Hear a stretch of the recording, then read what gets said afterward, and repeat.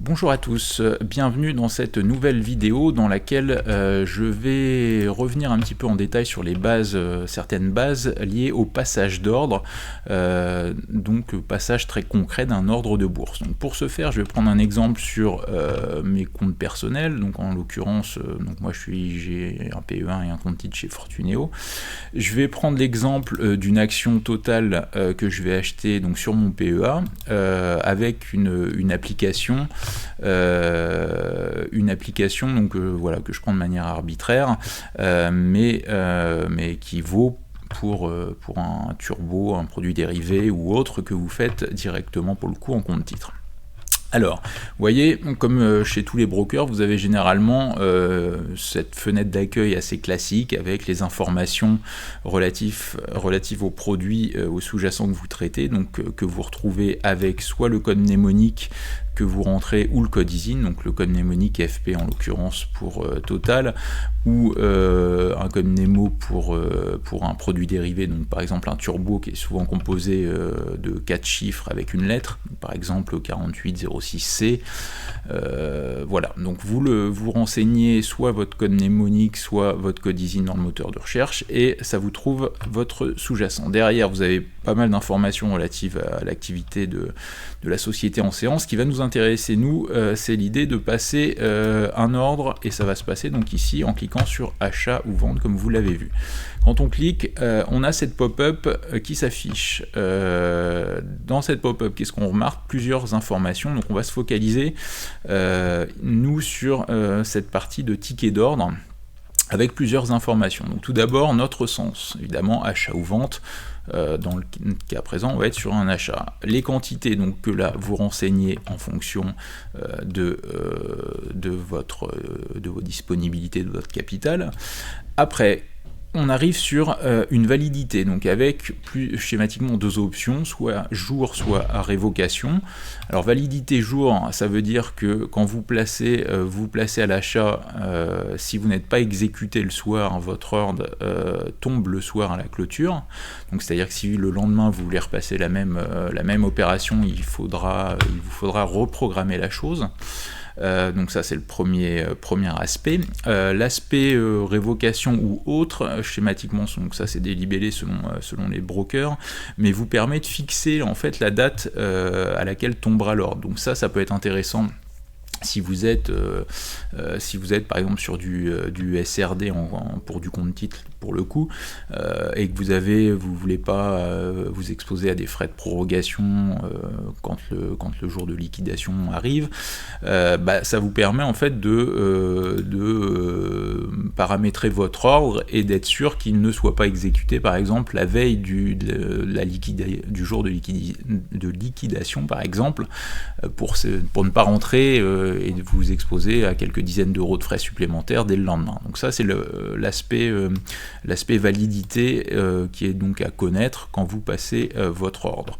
En l'occurrence, dans notre cas, quand on est sur les turbos, on est toujours sur une validité jour avec l'idée de rentrer instantanément comme on va le voir. Donc effectivement, dans les types d'ordre, justement, on a plusieurs libellés qui sont avec des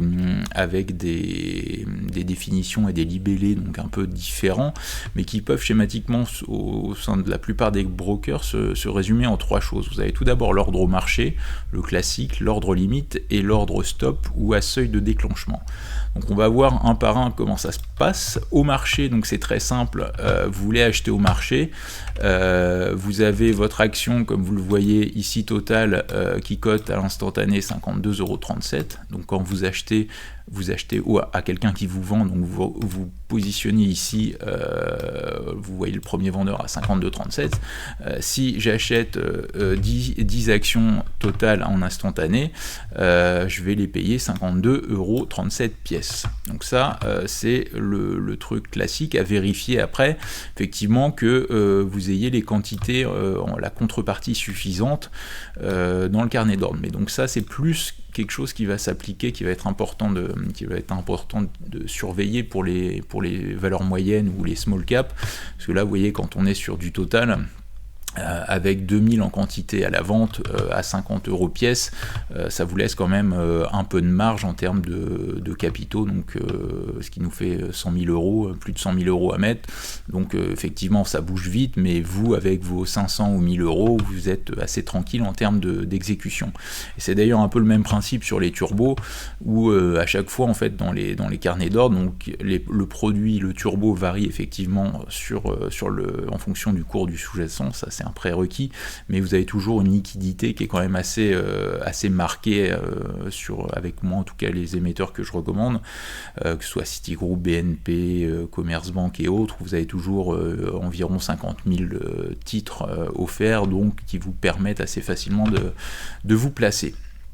Donc ça c'est pour l'aspect ordre au marché. L'aspect limite, un ordre limite, qu'est-ce que c'est? Donc on reste toujours dans l'idée d'un achat pour bien comprendre. Vous avez Total qui vaut 52, 33, 37 comme on l'a vu tout à l'heure à l'instant T au cours spot sur le marché. Vous voulez rentrer en position à 52 €, c'est-à-dire sur léger repli intraday. Est-ce que vous attendez peut-être un petit reflux du baril ou une petite baisse du CAC? Alors l'avantage de l'ordre limite, c'est que vous êtes certain de votre cours d'exécution. C'est-à-dire que vous savez que votre cours d'exécution ne sera pas au-delà de 52 €, peut-être même un peu moins si on a un gap ou un petit décalage, mais vous êtes sûr que dans tous les cas, votre investissement ne dépassera pas les 52 €. Donc ça c'est intéressant en termes de money management, vous pouvez voir combien vous investissez en instantané. Par exemple là vous voyez j'ai ma quantité qui me représente 520 € investi. Donc ça c'est l'aspect positif, j'ai envie de dire. Le petit revers de la médaille, c'est comme toujours sur un ordre limite, si vous pensez, vu que vous êtes à l'achat sur Total, vous pensez que l'action va monter, il est toutefois pas certain qu'elle redescende à 52 € avant peut-être d'aller à 53, 50. Donc ça c'est le risque des ordres limites, de ne pas être exécuté et d'avoir un titre qui ne vient pas chercher votre niveau limite et qui continue sa progression. Après, pour ce qui est du dernier ordre, les ordres stop, vous avez le libellé à seuil de déclenchement. Donc à seuil de déclenchement ou plage de déclenchement, c'est un petit peu le même principe. On va s'expliquer un petit peu sur le seuil de déclenchement. Le seuil de déclenchement, c'est quoi? C'est vous avez par exemple votre action totale qui vaut, donc comme on l'a vu, 52,30 et vous ne voulez rentrer qu'à, on va dire, 52,75 par exemple. Vous voyez, c'est mon niveau, cette fois en pointillé noir sur le graphique. Donc c'est-à-dire que là, sur une action qui vaut 52,30, contrairement à l'ordre limite où vous voulez rentrer sur repli, ici avec un ordre à seuil de déclenchement ou un ordre stop dans l'idée d'un achat, vous allez rentrer sur un franchissement. Donc c'est-à-dire que si l'idée étant que si Total commence à accélérer, vous vous dites que au-delà des 52,75, il y a un risque d'appréciation derrière et d'accélération assez rapide au-delà des 53 €. Donc ça peut être une stratégie assez intéressante, notamment quand vous avez des gros niveaux identifiés, des gros niveaux de résistance qui, quand ils sont franchis, se font souvent de manière assez impulsive. Donc ça peut être une stratégie.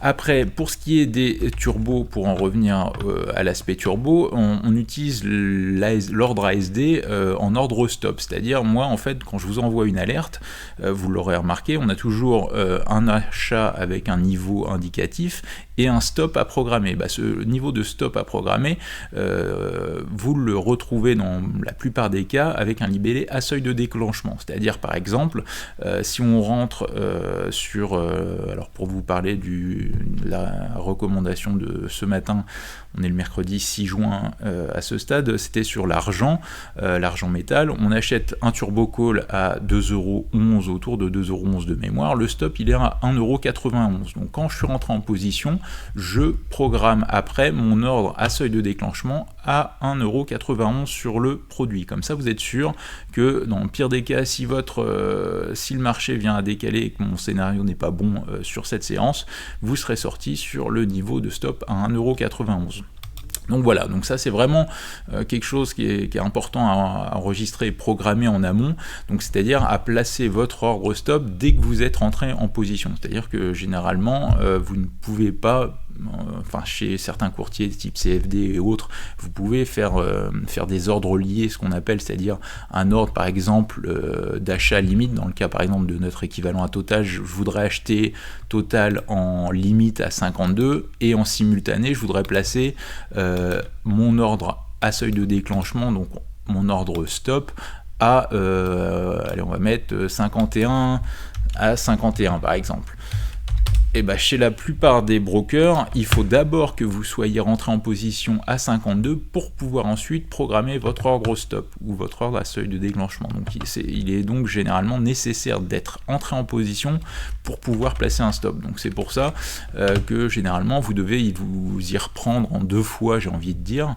Donc d'abord passer votre ordre au marché dans la plupart des cas dans mes conseils et instantanément derrière programmer votre vente stop pour vous prémunir, donc vente stop ou vente à seuil de déclenchement pour vous prémunir d'une évolution défavorable. Donc voilà, c'est aussi simple que ça à paramétrer en pratique. Voilà, donc j'en ai terminé avec ce petit tutoriel sur le passage d'ordre et les trois gros libellés, j'ai envie de dire, d'ordre disponibles chez les brokers. Donc voilà, n'hésitez pas à me faire vos commentaires, à réagir, à nous suivre donc sur nos chaînes YouTube, La Bourse au quotidien, à faire des commentaires sur ces vidéos également. Merci à tous pour votre attention et à très vite.